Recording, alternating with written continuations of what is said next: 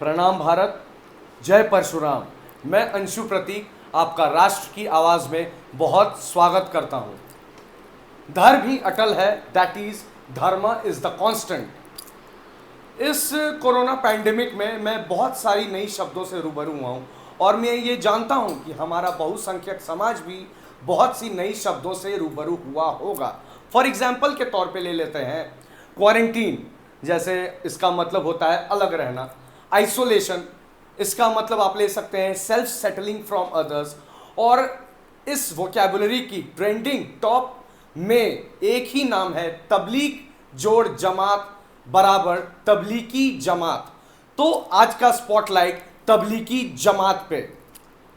सबसे पहले तबलीग, इसका मतलब समझते हैं क्या होता है। इसका मतलब होता है दूसरों को शिक्षा और दीक्षा प्रदान करके अपने धर्म का अनुयायी बनाना, उसको तबलीग कहते हैं। ये एक उर्दू शब्द है। अब आते हैं जमात पे। जमात का एक सिंपल मतलब है a group of people.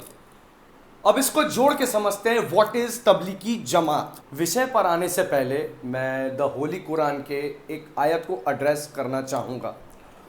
वलह तलकूब AB एकूब इलह तहलुकती। इसका मतलब होता है अपने बर्बादी और जनाजे का इंतज़ाम खुद मत करो। अब आते हैं तबलीगी जमात के फिजिकल स्ट्रक्चर पे। तबलीगी जमात की इस्टेब्लिशमेंट 1926 में मेवाट प्रोविंस में हुई थी। इनके फाउंडर का नाम मौलाना मोहम्मद इलियास है, जिनके फॉलोअर्स 150 कंट्रीज से ज़्यादा में फैले हुए हैं, जिनकी तादाद 1 करोड़ से 8 करोड़ तक है। अब आते हैं इनकी बेसिक मोटो पे। नबी के बताए गए रास्ते, जिसको सुन्नत कहते हैं, उसको जीवन में अमल में लाना और सही मुसल्लम ईमान का मतलब क्या होता है, यही बताना उनका मेन ऑब्जेक्टिव है। अब ये तो हुआ उनके फिजिकल स्ट्रक्चर की बात, उनके मोटो की बात। अब आते हैं उनके धार्मिक परिप्रेक्ष्य की ओर। उनका धार्मिक परिप्रेक्ष्य क्या है, वो किस सेट ऑफ रूल्स को फॉलो करते हैं, जिससे कि ये ऑर्गेनाइजेशन का बेस है। अब आते हैं तबलीगी जमात जो है वो रूढ़िवादी विचारधारा से प्रभावित है और इसका मेन मोटो है कि जो मुसलमान हैं, जो मुसलमान अपने रास्ते से भटक गए हैं, जो मुसलमान अपने मुकम्मल ईमान को नहीं बना पा रहे हैं, वो नबी के रास्ते को भूल चुके हैं। नबी के बताए गए रास्ते को अमल में लाना, यही उनका उद्देश्य है। उसके बाद ये एक तालीम की ऑर्गेनाइजेशन है। तालीम की ऑर्गेनाइजेशन इन द सेंस, इसको हम ले सकते हैं कि ये क्या टीचिंग्स देते हैं। टीचिंग्स में आप जैसे ले सकते हैं कि वज़ू, what do you mean by वज़ू। वज़ू का क्या मतलब होता है? वज़ू का मतलब होता है the rules mandatory to follow before touching the holy Quran. तो इसका मतलब क्या हो, मैं इसको आपको डिटेल में समझाना चाहूँगा। जैसे मैंने आपको जैसा बताया ये नियम होता है, तो नियम के मैं आपको 4 पॉइंट्स गिनना चाहूँगा। जैसे फर्स्ट पॉइंट क्या है, 3 बार पूरा हाथ धोना, 3 बार सर से पानी उतारना, 3 बार हमारी कलाई धोना। ये वज़ू है। इससे क्या होता है, इससे हमारी बॉडी प्योर होती है। Because we are considering Allah as the supreme power. मैं उनके सामने नतमस्तक हूँ, तो इसका मतलब क्या है, मुझे प्योर होना चाहिए उनके पास जाने के लिए। ये वज़ू है जो फॉलो होना होता है। और उसके बाद वहाँ दुआ पढ़ने की सही तरीके बताए जाते हैं, जैसे सफ़र शुरू होने से ख़त्म होने का दुआ क्या होगा, भोजन करने का अदब क्या होगा, लाइक दिस। ये सारे नियम उसमें पढ़ाए जाते हैं। ये बेसिकली जैसा मैंने आपको पहले बताया, ये तालीम की ऑर्गेनाइजेशन है, मतलब टीचिंग्स की ऑर्गेनाइजेशन है। यहाँ तक मैंने जो बताया ये physical structure of Tablighi Jamaat था और धार्मिक परिप्रेक्ष्य था, मतलब इनकी ट्रेडिशनल वैल्यूज़ क्या है जिसको ये ओबे करते हैं। क्योंकि जब इसकी इतनी बात हो रही है, इसकी इतनी चर्चा हो रही है, ये शब्द पहले किसी से रूबरू नहीं था, कोई इसे जानता नहीं था, हमारा बहुसंख्यक समाज इसको जानता नहीं था। अचानक रातों रात ये कैसे लाइमलाइट में आ गया, कैसे आ गया स्पॉटलाइट में, जैसा मैंने पहले अपना इस इंट्रोडक्शन में बोला था। तो ट्रेंडिंग लिस्ट में टॉप पे चलने का मेरे पास 3 कारण है जो मैं आपके सामने रखने जा रहा हूँ। रीज़न नंबर 1, रीजन नंबर 1 से पहले मैं तबलीगी जमात का फॉलो किया हुआ टाइमलाइन आपको एक रफली बेसिस पे बताना चाहूंगा, ताकि आपको उससे क्लियर हो जाएगा कि उनकी किस डेट पे क्या एक्टिविटी हुई थी और उसके रिगार्डिंग गवर्नमेंट ने क्या एक्शन लिया, इस पे क्या हुआ। तो अ बिट ऑफ टाइमलाइन, जिससे आपको एक स्टोरी का मतलब इस रीजन का पूरा सिंपोजियम मिल सके, मैं आपको बता रहा हूं। 13 मार्च को 3,500 लोग थे निजामुद्दीन मरकज में। उसके बाद 16 मार्च को दिल्ली के मुख्यमंत्री श्री अरविंद केजरीवाल जी के द्वारा नोटिस आया, जिसमें साफ साफ लिखा हुआ था कि किसी भी जगह पे 50 लोग से ज़्यादा इकट्ठा नहीं हो सकते हैं, ठीक है। उसके बाद 20 मार्च को अवैध तरीके से बाहर से आए हुए धर्म प्रचारक, जिसको इंडोनेशिया मलेशिया से आए हुए थे, अवैध रूप से वो गैदर होके अपनी बातों को समझा रहे थे, जो कि गवर्नमेंट के लॉज के अनुसार नहीं है। It is very wrong, it is strictly prohibited by the law. जैसा ये क्या होता है, इसका मतलब क्या, मैं आपको इस रीज़न नंबर 1 में मैं आपको थोड़ा बिट समझाना चाहूँगा। अभी पैंडेमिक चल रहा है। पैंडेमिक क्या मतलब, ये पैन इंडिया का प्रॉब्लम है, मतलब पैन वर्ल्ड का प्रॉब्लम, पूरे देश का प्रॉब्लम है, पूरे वर्ल्ड का प्रॉब्लम है। तो इस समस्या में सरकार के द्वारा जो गाइडलाइंस लाती है वो वहाँ के रिस्पॉन्सिबल सिटीजन्स की सेफ्टी के लिए होती है, उसकी सिक्योरिटी के लिए होती है, और ये गवर्नमेंट इंश्योर करती है कि हमारा सिटीजन ही हमारा धन है, हमारा सिटीजन ही जब जिंदा रहेगा, सिक्योरिटी में रहेगा, तभी हमारा कंट्री डेवलप कर सकेगा। तो इसमें क्या होता है कि इस पैंडेमिक में मैं आपको गाइडलाइंस बता रहा था, मैं पहले वो कंप्लीट करता हूँ। तो उसके बाद क्या हुआ, रफली मैं जा रहा था, तो अब मैं बताना चाहूँगा। 24 मार्च को हमारे प्रधानमंत्री श्री नरेंद्र मोदी ने लॉकडाउन अनाउंस किया। उसके बाद भी 25 तारीख को भी, ये टाइमलाइन के हिसाब से है, मैं एक डेटा पढ़ रहा हूँ, please be on this line. 25 मार्च को भी 1,500 लोग थे निजामुद्दीन मरकज में। ये भी 50 क्राउड स्ट्रेंथ ऑफ 50 अलाउड है। इनफैक्ट वो भी अलाउड नहीं है, बिकॉज ये कॉन्टैक्ट से ये पैंडेमिक फैल रही है, ये बीमारी कॉन्टैक्ट से फैल रही है। 50 और 1500, इसमें आपको अंतर पता चलना चाहिए, क्या है इसमें अंतर। तो अगर इस पैंडेमिक के समय कोई भी व्यक्ति विशेष अगर सरकार के द्वारा जारी किए गए गाइडलाइंस को फॉलो नहीं करता है, तो उस पर सख्त कार्रवाई का आदेश है, ठीक है। ये तो ठीक है, बहुत अच्छी बात है। मैं आपको डेटा से समझाना चाहूंगा। डेटा क्या होता है, फैक्ट्स एंड फिगर्स है। मैं आपको डायरेक्ट बोलूंगा, वो आपके दिमाग में छप जाएगा, उसके लिए कुछ करने की जरूरत नहीं। वो तो फिगर्स है, नंबर्स है, नंबर्स का 2 शब्द का नंबर है, वो डायरेक्ट आपके दिमाग में छप जाएगा। मैं आपको डेटा बताना चाहूंगा कि क्या है कोविड-19 में तबलीगी जमात की कॉन्ट्रीब्यूशन।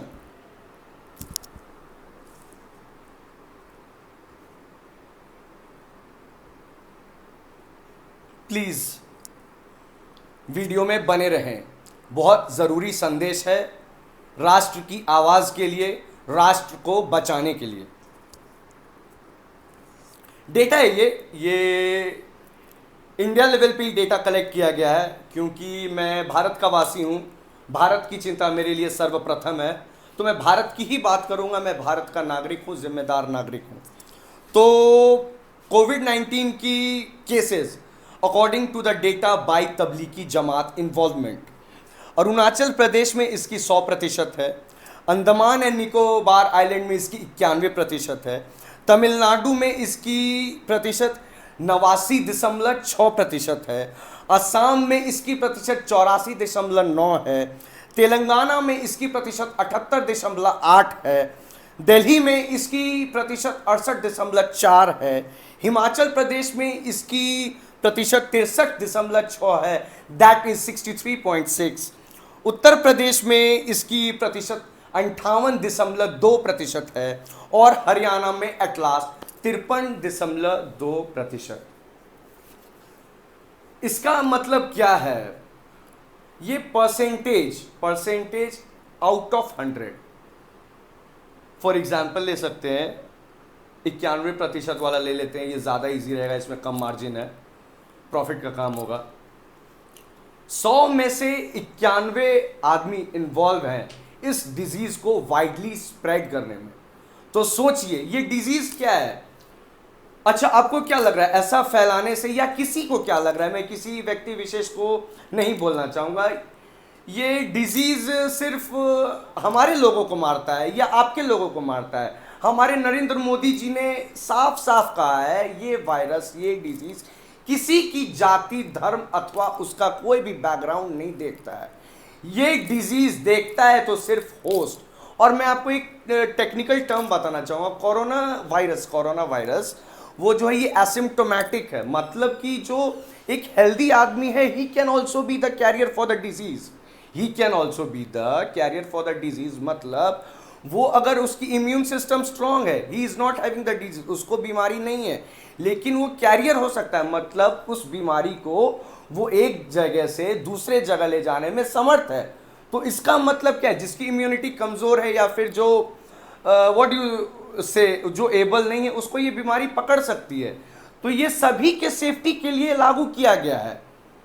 तो इस बात को समझना चाहिए, और डेटा मैंने आपके सामने प्रस्तुत किया है और आपके स्क्रीन पे भी आ जाएगा, तो इसको देखिए और समझिए। मैं चाहता हूं कि आप समझिए, ये किसी धर्म विशेष की लड़ाई नहीं है, ये मनस्थिति की लड़ाई है, विचारों की लड़ाई है। विचार में शुद्धता बहुत ही जरूरी है। अब आते रीजन नंबर 2, ये सेक्युलर कंट्री है, यहाँ के लोग, यहाँ के रिस्पॉन्सिबल सिटीजन्स हर चीज़ के लिए प्रूफ मांगते हैं, हर चीज़ के लिए प्रूफ मांगते हैं। तो बहुत सारी ऐसी प्रूवन फैक्ट्स हैं जिनको स्टडी करने के बाद, I must say well study करने के बाद, रिसर्च करने के बाद, किसी भी व्यक्ति विशेष को या फिर जो थोड़ा समझदार है उनको 100% यकीन हो जाता है कि तबलीगी जमात का हाई कांटेक्ट कनेक्शन इल एक्टिविटीज़ को अंजाम देने के लिए इस्तेमाल किया जाता है। यहाँ पे धर्म का प्रचार तो हो ही रहा है, ये बेसिक मुद्दा है, लेकिन उसके साथ साथ यहाँ पर मैं एक बार फिर से इसको दोहराना चाहूँगा, ये समझने का बात है, ये इंटेलेक्चुअलों के लिए है। यहाँ पे धर्म का प्रचार तो हो ही रहा है, रिलीजियस प्रीचिंग तो हो ही रही है, लेकिन प्रीचिंग के नाम पे ऑर्थोडॉक्स मुस्लिम में कन्वर्ट करना, उनको मजहब के नाम पे ब्रेन वॉश करना, ये क्या दर्शाता है? अरे भाई, ये एक ही चीज दर्शाता है कि आप मजहब की बंदूक में नफरत का बारूद भर के गोली चला रहे हो। तो इससे क्या होगा? गोली चलाने से क्या होगा? गोली चलाने से मानवता का विनाश होता है। वेपन से क्या होता है? मानवता का विनाश होता है। हम लोग सनातन धर्म प्रेमी है, सर्वधर्म संभव, हमें हर धर्म का इज्जत करना आता है। तो इस गोली का, इस मजहबी बंदूक का क्या फायदा जिससे दोनों लोगों का नुकसान हो रहा है? इसके बारे में कौन सोचेगा? इसकी जिम्मेदारी कौन लेगा? Question mark again, like the previous video. Please इस क्वेश्चन मार्क पे गौर फरमाएं और थोड़ा सा सोचें कि क्या इसका, इस प्रश्नवाचक चिन्ह का मतलब क्या है। अब आते हैं रीजन नंबर 3। ये मेरे हिसाब से, अकॉर्डिंग टू मी, ये राष्ट्रभक्ति में सबसे बड़ा डिफॉल्ट जिसको कह सकते हैं, या फिर इग्नोरेंस कह सकते हैं, चाहे वो स्टेट गवर्नमेंट की इग्नोरेंस हो, आइदर सेंट्रल गवर्नमेंट की इग्नोरेंस हो, किसी की भी इग्नोरेंस हो, बट ये मेरे हिसाब से, according to me, it is the biggest crime in terms of patriotism in the beloved country of all. तो रीजन नंबर 3 क्या है जिनसे ये ट्रेंडिंग लिस्ट में टॉप पर है? ये रीजन है in courts immigration frauds. Immigration frauds का बेसिक मतलब क्या होता है? जो लोग अवैध रूप से किसी देश में रह रहे हैं और अथवा उस देश में रह के उनके संसाधनों का अवैध रूप से इस्तेमाल कर रहे हैं बिना सरकार को सूचित किए हुए, ये इमिग्रेशन फ्रॉड होता है। इंडियन मिशनरी वीज़ा के तहत कोई भी धर्म गुरु या कोई भी रिलीजियस प्रीचर अगर वो भारत आते हैं, उनको पूरी तरह से एवरी कंप्लीट आइडेंटिफिकेशन डिटेल्स सरकार को जमा करवानी होती है। ये सुनिश्चित करना होता है इसके साथ साथ कि वो कितने काल तक यहाँ पे रहेंगे, उनकी क्या क्या योजनाएं हैं, ये सारा चीज़ उनको बताना रहता है। Point to be noted, star mark point इसमें क्या है, इंडियन मिशनरी वीजा के तहत कि कोई भी धर्म गुरु या फिर धर्म प्रचारक जो भारत आते हैं वो किसी दूसरे धर्म के अनुयायी को अपने धर्म में कन्वर्ट नहीं कर सकते हैं। ये स्ट्रिक्टली प्रोहिबिटेड बाय लॉ है। वो सिर्फ अपने धर्म का प्रचार कर सकते हैं, अपने धर्म, अपने कल्चर, अपने ट्रेडिशन, अपने बिलीफ्स को स्ट्रेंथन करने के लिए, उनकी रूट्स को स्ट्रांग करने के लिए ही वर्क कर सकते हैं। लेकिन अगर किसी भी धर्म गुरु अथवा रिलीजियस प्रीचर को ये करता हुआ पाया जाता है तो वो दोषी माना जाता है। क्योंकि देश क्या है, देश एक सभ्यता से बनता है, और सभ्यता क्या है, सभ्यता हमारे आपके परिवार से बनती है, पूरे परिवार से बनती है। तो ये स्टार मार्क पॉइंट है, आप इस पे गौर फरमाएं। इससे सारांश क्या निकल के आता है, इससे सारांश ये निकल के आता है कि धर्म प्रचारक अगर सही चीज बताएंगे, धर्म प्रचारक या फिर धर्म गुरु जो भी आप कहना चाहें, अगर वो सही चीज बताएंगे तो फिर उन्हें किसी भी तरीके का फ्रॉड करने की ज़रूरत नहीं है, किसी भी तरह का ढकोसला करने की ज़रूरत नहीं है। क्योंकि जैसा मैंने पहले वीडियो में कहा था, संस्कृत का हिंदी में लाया हुआ ये परफेक्ट ईडियम है, जिसको एक आप क्या कह सकते हैं, ग्रुप ऑफ वर्ड्स कर सकते हैं। मैं उसको फिर से मेंशन करना चाहूँगा, प्रत्यक्ष को प्रमाण की आवश्यकता नहीं होती है। दैट इज, अगर आप सत्य हैं तो सत्य हमेशा विजयी होता है। ये था मेरा 3 रीजंस देश के हिसाब से, आपके हिसाब से, जिस पे क्वेश्चन राइज तो हुई है लेकिन इस पे जोर नहीं है, इस पे जोर देने की बात है ये क्या हो रहा है, and we need to curb all these situations. ये तो हो गया मेरे हिसाब से कि तबलीगी जमात क्यों है ट्रेंडिंग के लिस्ट में टॉप पोजीशन पे। ये तो था हमारे स्पॉटलाइट टॉपिक पर अध्ययन, उनके भूतकाल पे, उनके वर्तमान काल पे, और भविष्य तो उनका कर्मों पे निर्भर करता है। क्योंकि ये धर्म का टॉपिक है, ये एक धर्म का सेक्ट है, ये एक धर्म को फॉलो करने वाले कुछ फॉलोअर्स हैं, तो बेसिकली ये धर्म है। तो मैं धर्म के बारे में कुछ आपको अपने विचार पेश करना चाहूँगा। जैसा कि आप जानते हैं मेरा नाम अंशु प्रतीक है, ये राष्ट्र की आवाज़ यूट्यूब चैनल है। तो राष्ट्र की आवाज़, इस हमारे भारत राष्ट्र का मैं भी एक सदस्य हूँ। हमारी आवाज़, आपकी आवाज़ मिल के एक बुलंद आवाज़ बनती है। तो मैं ये कोशिश करते हुए, अपनी आवाज़ को बुलंद करते हुए, अपनी कुछ नॉलेज आपसे शेयर करना चाहूँगा। क्योंकि मैंने सुना है विद्या बांटने से बढ़ती है। तो ठीक है, थोड़ा सा मैं आपका समय लेना चाहूँगा, बस थोड़ा सा और प्लीज़ बी ऑनलाइन। धर्म क्या है? धर्म is only the aspect of truth and reality. सत्य और प्रत्यक्ष का प्रमाण धर्म है। सामने वाला आपका आईना है, अगर आप अच्छे हैं तो उस आईने में उत्तम दिखेंगे, ये कोई बोलने वाली बात नहीं है। और अगर आप अच्छे हैं, आपका धर्म अच्छा है, तो ये आपको बताने की जरूरत नहीं है कि आपका धर्म अच्छा है, वो खुद ब खुद कन्वे हो जाएगा। और अगर आपको बताने की ज़रूरत पड़ रही है कि मैं अच्छा हूँ या मैं जैसा भी हूँ, तो means that you are not up to the mark. आपको उस पर वर्क करना होगा। धर्म के पस मंज़र में ही मैं एक और बात आपको बताना चाहूँगा। ये हमेशा ध्यान रखना चाहिए, जो हमारे बीते हुए जनरेशन्स चले गए, जो हमारे आने वाले जनरेशन्स हैं, उनको हमेशा ये ध्यान रखना चाहिए कि जो बीते हुए कल का दर्द है, जो ग्रीवियंसेस आप पहले उसको महसूस कर चुके हैं, जो दर्द आपने अतीत में पाया है, वो कोशिश करें आपके आने वाले भविष्य को पैरालाइज ना करे। पैरालाइज आप समझ रहे हैं, लकवा मारना। लकवा मारने का मतलब क्या होता है? आपकी ग्रोथ रुक जाती है। तो इस कॉन्टेक्स्ट में अगर लेंगे तो मैं क्या बोल रहा हूं आपको, ये हमेशा ध्यान रखना चाहिए कि हमारा जो बीता हुआ जनरेशन है और जो आने वाला जनरेशन है, उनको हमेशा ध्यान रखना चाहिए कि बीते हुए कल का दर्द हमारे आने वाले भविष्य को पैरालाइज ना करे और इवोल्यूशन पे फर्क ना पड़े। Because evolution is the only process for development.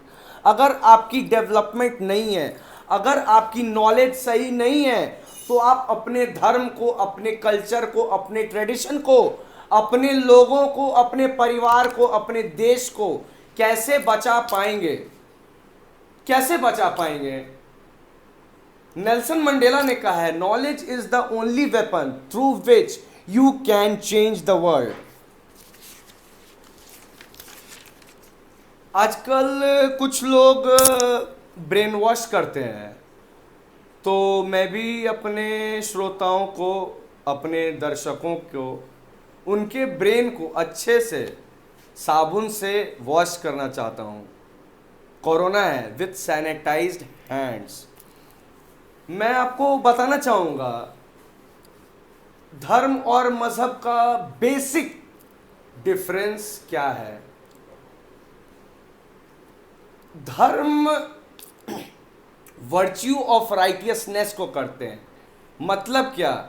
जो सही है इंसानियत के लिए, उसके विकास के लिए, उसकी समृद्धि के लिए, वो धर्म है। और मजहब क्या है? एक पर्टिकुलर सेट ऑफ रूल्स है जिसको आप फॉलो करते हैं। और धर्म, मैं इसको एक बार और स्पेसिफाई करना चाहूँगा इस पसपंजर में। धर्म क्या है आपके संदर्भ में? आपका धर्म है इस्लाम, आपका मजहब है मुस्लिम।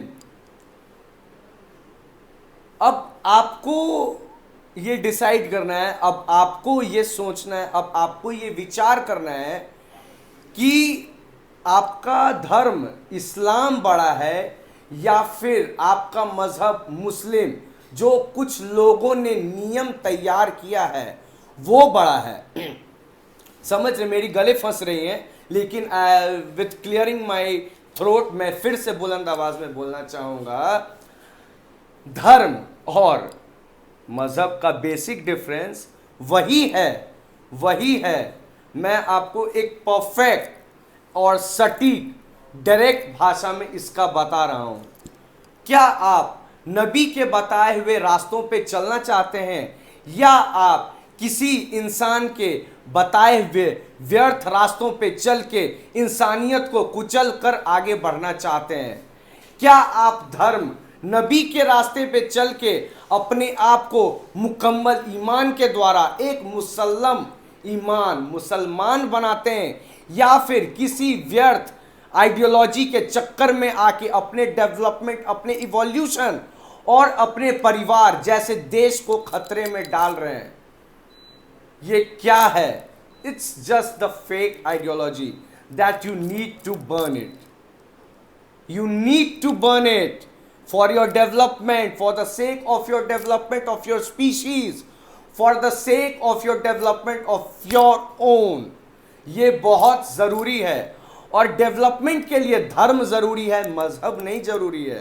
मजहब क्या एक सेट ऑफ रूल है, धर्म क्या है? वो आपका पूरा संसार है। आप उसमें डिसाइड कर सकते हैं आपके लिए सही क्या है, आपके मानवता के विकास और समृद्धि के लिए क्या सही है। लेकिन ये कौन बताएगा कि सही कौन है? ये आपको खुद में जानना होगा कि सही क्या है। सही का कोई मतलब नहीं होता है, सही का एक ही मतलब होता है, वो है विकास। अगर आपकी इस विचारधारा से विकास है तो बहुत अच्छी बात है। अगर आपके इस विचारधारा से आपके कल्चर, आपके ट्रेडिशंस, आपके लोगों में, आपके लोगों की मेंटालिटी में डिक्लाइन हो रहा है, तो फिर ज़रूर इसमें कोई फॉल्ट है। ज़रूर इसमें कोई फॉल्ट है। ये देखने वाली बात है, ये चेक आउट करने की बात है, ये रियलिटी चेक की बात है, इसको ध्यान देना चाहिए। और अंतिम समाप्त करते हुए, क्योंकि ये राष्ट्र की आवाज है, मैं राष्ट्र के जरिए मैं आपको एक और अंतर बताना चाहूंगा, जिससे आपको सोचने में, आपको ब्रेन वॉश होने में शायद मैं आपको कुछ बता पाऊं। क्या जरूरी है ब्रेन वॉश में जो लोग आज के लोग इस्तेमाल नहीं करते हैं, अगर वो अच्छे बात बताते, अच्छी चीजें बताते, तो उनको ब्रेन वॉश करने की कोई जरूरत नहीं पड़ती। मैं बेसिक डिफरेंस एक बताना चाहूंगा। राष्ट्र की आवाज है तो राष्ट्र के लिए सबसे उत्तम धर्म है राष्ट्रभक्ति। राष्ट्रभक्ति क्या है?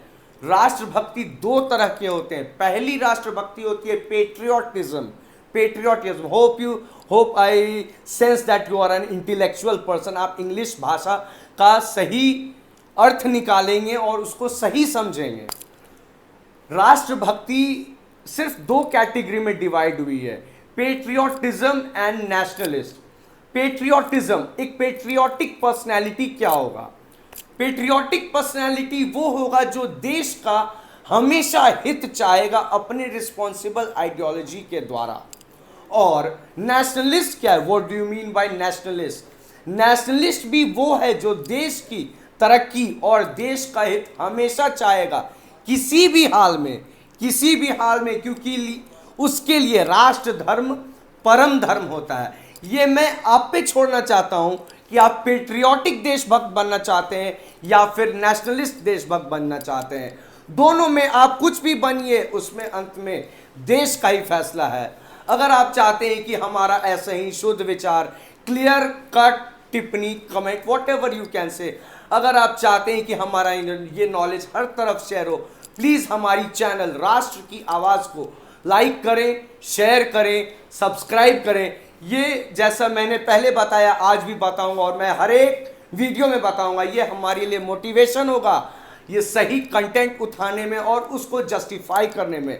मैं हमेशा कोशिश करूंगा कि आपके सामने सिर्फ सत्य का ही परिचय दूं, क्योंकि सत्य ही वो है जो कभी मिटता नहीं है। ये मात्र एक 2.5 अक्षर का शब्द है जो जिंदगी में बड़े बदलाव को ला सकता है। Please like, share and subscribe, and please put on the bell icon for more updates. Jai Hind, Vande Matram.